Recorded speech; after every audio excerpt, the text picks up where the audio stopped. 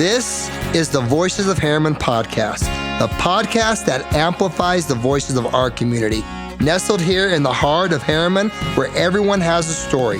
Whether you're a Herriman native, a newcomer, or an admirer from afar, I got you on this adventure. Welcome to the Voices of Herriman.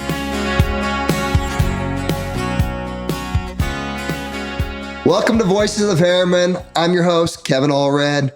Today with me is Dr. Brian Dawes, who is the Executive Director at Athlos. Yes. We're so excited to be able to have you on and talk about what's next. Awesome. Thank you for having me in. This is so exciting. I love the whole concept of what you're bringing to Herriman with being able to introduce the community to some of us who are maybe newer faces and to be able to share a little bit about what we're offering out there at Athlos. I love it. I love it. So you've got your doctorate. I do, yes. And you're a grandpa.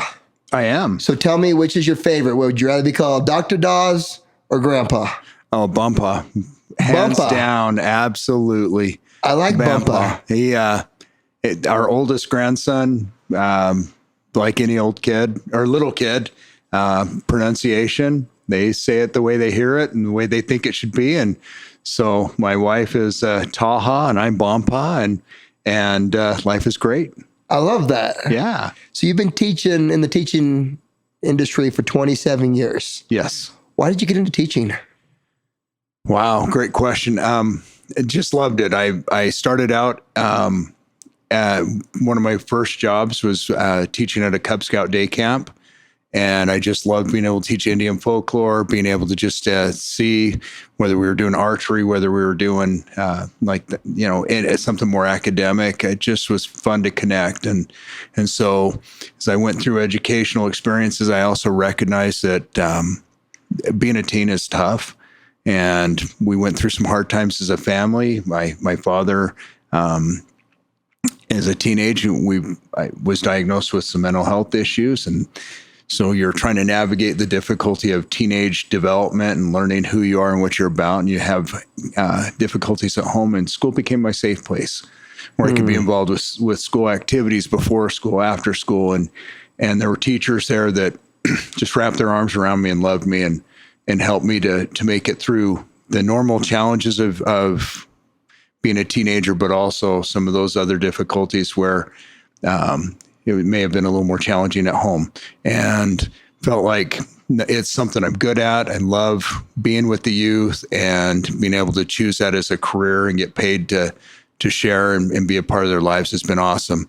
I didn't ever really expect to see myself go into administration, and I figured I'd be a lifelong classroom instructor, but when opportunities arise to grow professionally, it was so much fun to be able to expand that influence from one classroom to a whole school and being able to really help even more kids through administration. So that's kind of what took me that direction. I love that. Now, you've done a lot of work in Title I schools. Mm-hmm. Explain to us what's the difference between a Title I and maybe just a regular school. Sure. Title I schools have a national designation through the federal government that would just say your schools have a higher level of poverty, students that may have more of an economically disadvantaged environment. And so the federals recognize that in that setting that they're going to provide additional funding to provide additional services to the students that may be more in need. And so it gave us the opportunity to hire additional paraprofessionals and additional supports to help in the classroom. And we were able to really align those efforts to help increase the success of our students and to see greater growth over those years. And there's a little more paperwork and a little more accountability and a few additional reports, but I'll take that any day because it increases our ability to offer better services or increase services to help our students. I love that. So you've been down in Emory County for the last 24 years, and then you came back up to Athlos. Yes. What are you most excited about with the opportunities and challenges that exist at Athlos? Oh, I've been in public education. I've worked in private education, and a charter almost becomes that love child between the two organizations where you have the structure of a public, but you have the opportunities in a private or in a charter where you have a little more freedoms of being able to operate and how you're going to function, how you're going to better serve your community. You have a charter, some guidelines where the community knows this is what you stand for as a school. And this is the main objective of what you're trying to provide. Each charter has their own uniqueness. And when I came across Athlos, I fell in love with the three pillars of making sure that, we're taking care of and teaching to a healthy body, helping our students to be able to develop the healthy character, and also in that developing productive and high quality mind through the educational experience. And as we go through all those, it just really matched my philosophies of what education and learning is all about. And so you look at the 12 character attributes that we teach and reinforce. Those are attributes that I've tried to teach to my children, that I've had as pillars in my own personal life. And so I don't feel like I have to stretch and become something I'm not to be at Athlos, but it really reinforces who I am as a person. And I believe the attributes of the best that we're looking for in a community, and our graduates from this, as they internalize them, really will become meaningful, productive parts of our community, whether they stay in Herriman or whether they branch out and take it beyond. That's really, in my mind, how we change the world, is helping parents in the development of their kids by reinforcing and being an extension of the high quality attributes, values that they are teaching in their home, and providing that safe place where the kids get to practice those same values. I love that. I think that's just fantastic. I'm really excited to see what happens. I know that there's been some struggles in the last couple of years, and I think last year was a great year to really cycle up. Yeah. Now that Athlos is on the up and up, and standards are back, and we're really focused on our student, our teacher, and then those relationships, especially with the choice that the parents have. What are some of the expectations that parents can have looking at Athlos and saying, hey, you know what? We want to go check this out. Why should they come and check Athlos out? Oh, thank you for asking that one.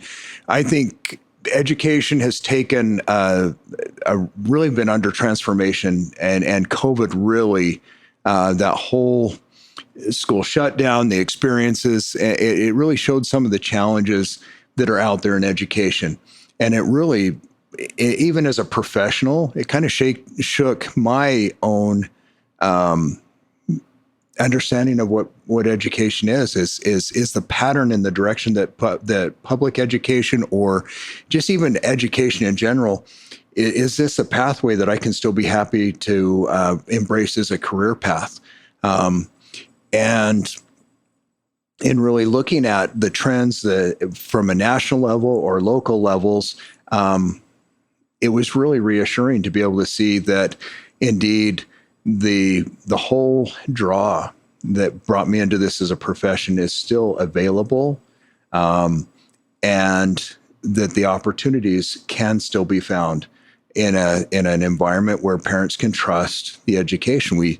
I love that in a charter setting, there's a opportunity and a desire to include parents more in the opportunities that are taking place in the school, to be involved. And we definitely want to make sure that we are the partnership with parents. And I think as we continue to rebound from the learning experiences from COVID, one of the reassurances I would give is, from an instructional perspective, a lot of the trends that are out there that you'll hear on the news or hear about education, I worry that in some cases there's been a bit of a change. And in that change, it's gone from teaching kids how to be critical thinkers to teaching our students what to think. And I think that's a disservice. I think as consumers, we need to be equipped with what are the skills that we need to be able to process information and to be able to make the most informed decision. And as a culture and a society, you see the trends out there that if you don't think a certain way, you're canceled or whatever.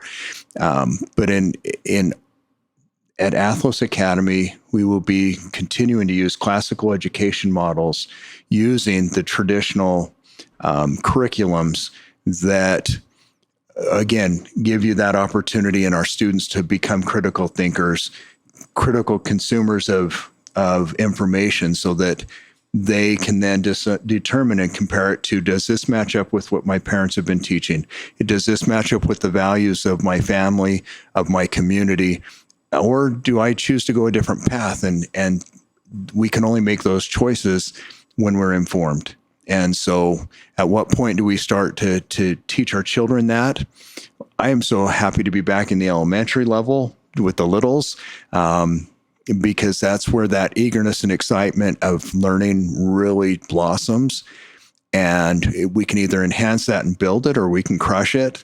And at Athlos, we are going to be fostering and flaming that up to give those kids that excitement about learning the basic skills of reading, the writing, so that they can then take the fundamental skills and then turn those into, real high quality educated members of our community. And your passion is almost tangible. Thank you. I enjoy that. I'm sure that the students are just going to be just excited to see you and meet you and be a part of your life and have you be a part of their life. Now, rumor has it, you have a very extensive collection of neckties. Some maybe a little bit more plain Jane, but it sounds like a lot of them are pretty extreme. Is that fair to say? Come and see. What's your favorite tie? Oh, I knew. I was worried. I had a few of mine that a few years ago, my daughter, she creates memory blankets, and so she pillaged my collection, and a few of my favorites have been turned into blankets, which is a heartbreak every time I think today feels like a Mr. Potato Head kind of day, and I realize, I'd have to wear a blanket rather than a tie. My SpongeBob SquareTie tie, also a kid favorite, perhaps one of my least favorite to ever wear, is now part of a blanket. I think it just fits the mood some days, and the holiday. You're hoping for a little bit of snow, so the snowman ties, there it goes. Or some days, today's going to be I'm going to be rolling up my sleeves, and it's going to be a hard working day. So you put on the Sam I Am tie, and so I don't have a favorite. I just I think some of them that are the more enjoyable or the more subtle. I mean, the one I'm wearing now is a character, but it could pass as a business. You just got to look a little closer. What character is it? You got Yoda in there. Yoda. It's Yoda. We got a Yoda tie. We got a Yoda tie. So we got a Yoda tie on here, guys. So yeah, I don't have a favorite, but come and see as the collection is shared. I think that's got to be a poll that we like start with these kids to figure out like what's Dr. Dawes' best tie. I think that's a classroom vote. Maybe it's a contest. Yeah. Whoever classroom donates the most food or something like that gets to pick what tie he wears, something like that. You get kids that get real curious, and really, I know the kid favorite one was always the SpongeBob SquareTie. Yeah, that seems like a good one. We a few years back for Halloween, one of my kindergartners' parents came to me and just said, "Dr. Dawes, I got a weird favor for you." I was like, "Okay, what is it?" And she's like, "My son wants to be the prince, dress up as principal for Halloween. Can we borrow your SpongeBob SquareTie?" And of course, it got lent out and got a little picture of this handsome little guy wearing a little name tag of Dr. Dawes. And I thought, well, hopefully he feels like this is a nice character rather than a villain or something like that. Scary one, yeah. The scary principal's office. But no, I know that would be the hands down voted, and we're just going to have to replace it at some point here. I love that. I love that.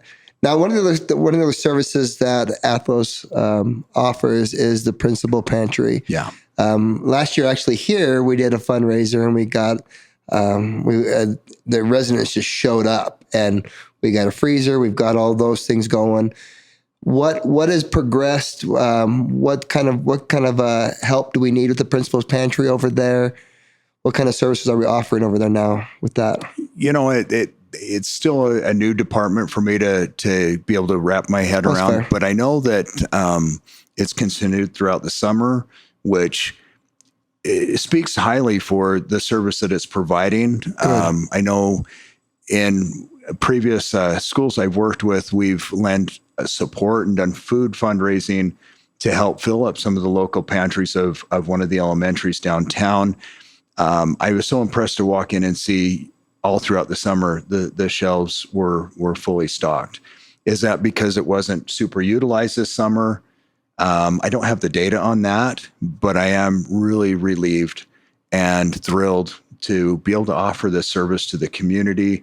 I understand it's brought in an opportunity to partner with Herriman High School and some of their clubs to do fundraisers or not fundraisers, I'm sorry, but food drives, and to give a place where it's great to do food drives and then to take it to the Utah Food Bank or other organizations. But it is also, I think, more meaningful when they can take it down the street and know that it's really serving their own personal community rather than who knows where it ends up. And so I'm so appreciative of the innovative thought processes that have gone into some of the services that we do offer in our school that are so unique. If people wanted to bring food, what's the best way for them to do that? Just come and drop it off at the... Come on in and drop it off. We're used to having deliveries made, and whether they're large deliveries and donations or whether they're small. For a hungry family, small even works. So absolutely. Yeah. All right, we're going to jump into the lightning round. This is some, excuse me, sorry, I lied. We're going to do our quote first. Okay.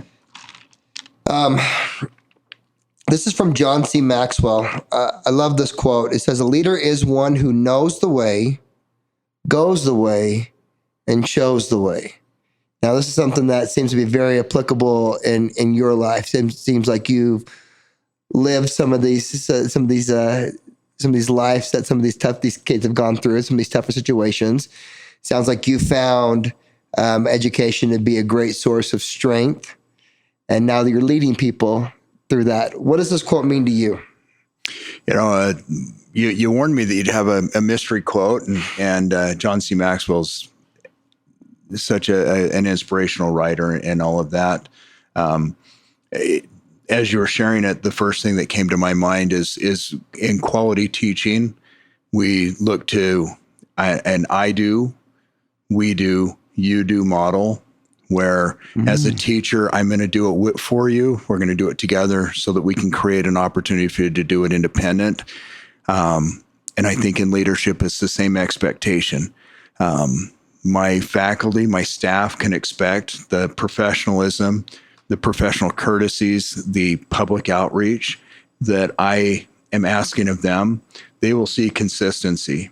One of our lead attributes that we teach in Athlos and the personality characteristics is that of integrity. And I believe one of the best ways to lead is by example and to demonstrate that professional, personal integrity. And the hardest conflicts I think we face in life is when we're not living within our own personal levels of integrity. When we are in personal conflict, that disconnect is hard to handle mentally, emotionally. Yeah. And so I think going back to that quote, that's you'll see it in our classrooms. You'll also see it in my life, because a while back there was a quote, and of course right now under an interview, I can't think of where it came from, but the quote was, and now it's even escaping, but the idea of that leadership is not an opportunity to do less. It's actually that responsibility to do more. Mm-hmm. And so I know that when you see me out in the community, in the building, in the classrooms, while my job assignment may be different, and sometimes as a leader, because it is a different assignment. One of my preferred responsibilities is I believe in leading, not from behind, but from the shadows, and doing a lot of coaching on the side so that I don't have to be the person in the spotlight. My teachers are the stars, but am I working behind the scenes to make sure that they're most effective, that they're providing the highest quality? They are the primary contact with parents. They are the primary contact with our kids. And I believe that through leadership, we want to showcase the best that they offer. And then I assume more of that supportive role in encouraging them. I love that. They're going to be, I think they're going to be excited to work with you. This is going to be a lot of fun. Thank you. All right, so now we're going to go to the lightning round. Sorry, my bad. Remix, scratch that. Lightning round, we just got to ask a bunch of short, fast questions, try to get your response to it. First one is, what's your favorite breakfast cereal? Let's go Captain Crunch with Crunch Berries. With Crunch Berries. All right, what would your last meal be? My last meal? Oh, it's got to be steak, medium rare. Medium rare. I like that. Books or movies? Books or movies? Yeah. What would you prefer? I probably end up with books, and with audiobooks on, I have the patience to sit down and get through the books a lot faster. Sometimes you read a good book, and the Aragon series is one of my favorites. You watch the movie and you think, what did Hollywood do to such a great story? I love the Harry Potter books, and that the way I created it in my mind is how they were able to portray it real accurately on film. But it's so disappointing when there's that disconnect of this is how my mind was challenged and what Hollywood created. I hate that opposite, but yeah, put me in a book. Put in a book. All right. What's a bucket list item that you're willing to share with us? Oh, I've got a daughter-in-law that grew up in India. She was born and raised in India. And I'd love to be able to go spend some time, a couple weeks down in India, touring and being apart with her and her parents, seeing the sites that maybe your typical tourist wouldn't be a part of. Like to go down up into Italy and to ride a gondola with my wife and just be able to enjoy that. That would be a lot of fun. What's the best piece of advice you ever got? Wow. Probably just it's be yourself. And I think in a world that with that advice, our kids these days are getting so many conflicting messages, and the teenage and childhood years, they're trying to develop and figure out who am I and what am I all about? And again, that kind of steps back into some influences that teachers and coaches had in helping me to figure out who I was, and leads back to why we chose what we chose as a career. I like that. What's the worst piece of advice you ever got? Oh, don't expect much, and then you'll never be disappointed.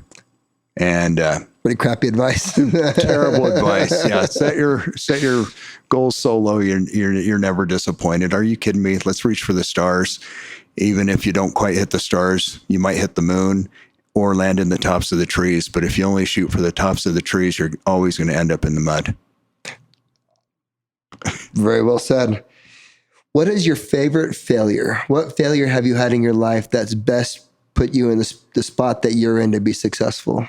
Wow. So this is my favorite question, I think, honestly, because I love it.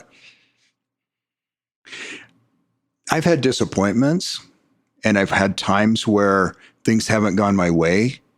And at the time, it felt like I had failed. But I don't know that I would ever classify anything as a total failure, because I've learned from it.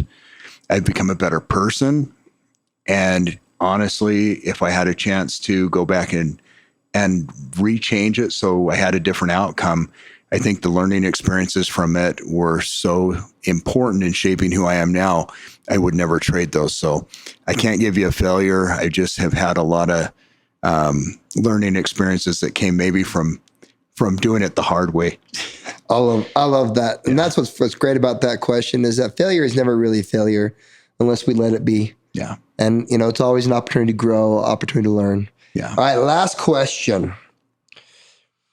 Right, as Herriman and Athlos kind of navigate some of these crazy trends together, obviously changes in education, changes in culture, changes like post-COVID, all of those things, dealing with the uptick in diversity, some of these different challenges that we've got going on.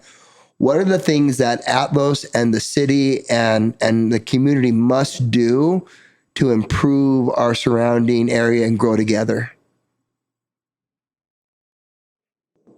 I think we just need to take the time to recognize we're all part of the same solution we're working towards.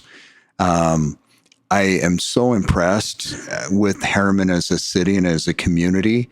I grew up in West Valley, Kearns area. I'm a Kearns Cougar. And at the time when I grew up out there, there was a whole lot of space for you to shoot rabbits. And we spent a lot of time doing that throughout my childhood. I couldn't be more impressed with the planning and the organization, how beautiful the city is, how organized where the shopping complex is and the whole layout. And I'm glad to see that along with organizing it as a community, that there's a priority in developing that community identity. And Athlos, as a part of that community, we want to continue to reinforce and be a support to the great things that are happening. We've had the opportunity to sit and with Mayor Palmer and other city leaders to say, what can we bring? We have the food pantry, which is one. We have other opportunities where we have organizations that do come in, and with the Boy Scouts, that they are able to hold their meetings with us. We've opened it up to other city groups that if they need a place to hold their meetings, we're available and we're a resource, and we're not a standalone, isolated island. We have the facility, we have the availability, and definitely have the commitment from us as a willingness to how can we best support and add to the amazing growth and experiences that are happening in this city itself. I love that. All right, so I'm going to turn it over to you for Your Voice segment. Before I do that, what we're going to do is we're going to thank Redemption for letting us be here today, and also remind you that if you mention the podcast when you come in, you get 50% off the mac and cheese balls, which are fantastic. Also, personal plug for the balsamic flatbread. It is my absolute favorite thing that they've got on the menu. That with some mac and cheese balls is a great thing. But we'll turn it over to you for Your Voice. Well, thank you.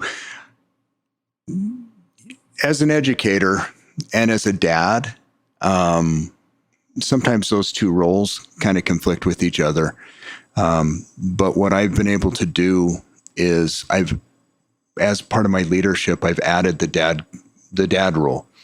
If I've got a classroom where I couldn't put my kids in there to be successful, then I have a responsibility. What does that teacher need to be able to meet the needs? And my kids, we've got those that were the 4.0 students that could do that while being very involved with school activities. And then we have one of our daughters that she learns like I do and had all the academic challenges that I had. And I appreciate like grit and resiliency and hard work and the attributes that Athlos reinforces.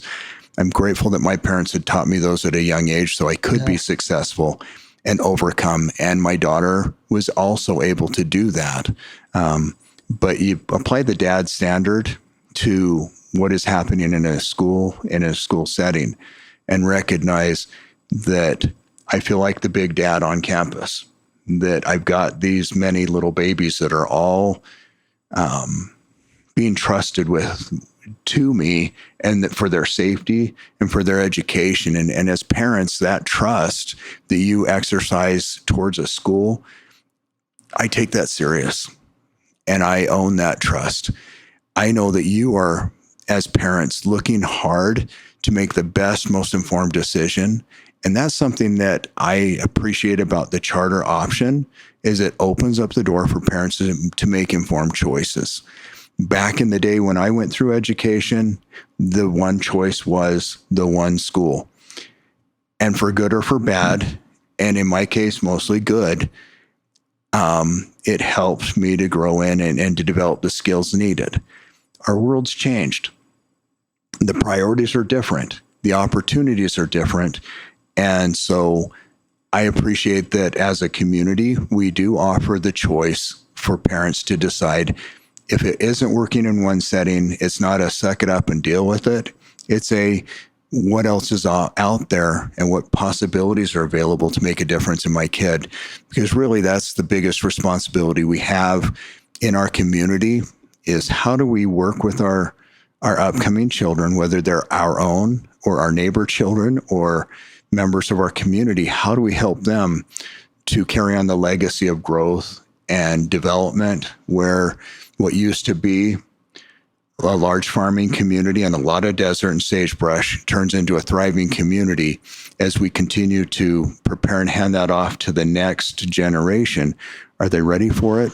Do they understand that civic responsibility? Do they understand the opportunities that are being put in front of them? And when they're confronted with difficulties and challenges, do they have the skills to be resilient and to become problem solvers, high, deep thinkers, so they can move forward in making this a better setting in whatever community they choose to end up in as adults? I love that. That's a perfect message. Again, thank you to Redemption for coming in. If people want to learn more about Athlos, what's the best way for them to go do that? Come see me, or any of the wonderful people that surround me. If I'm not readily available, we have so many great teachers and supports that are there. We are a part of the community. We are available. If you want to see me specifically, just give the school a call, and we can get you set up for an appointment. And we're happy to tour. We're happy to do whatever you need so that we can best support and help you to make the most informed. One of our goals also, and we're excited about it, is this year we've added a preschool that's a community preschool. Awesome. And so our goal is really to become kind of that one-stop shop to help our families, so that you don't have to drop the kid off at preschool, another one to another school for the younger ages, and then another stop at a middle school, and then to the junior high. And pretty soon, by the time you've run carpool, it's time to do the recycle and pick up your kindergartner because half day's over. We offer all day kindergarten, and we offer from now preschool. We do have some openings still there, all the way through ninth grade. And so Awesome. It's a one-stop shop, where one car line to enjoy, and one opportunity for you to have that connection with one school rather than running all over the neighborhood. I love that. That's great. Thank you. All right, you ready? You betcha. Okay. Herriman, we got you. Thanks, guys. We'll see you next time.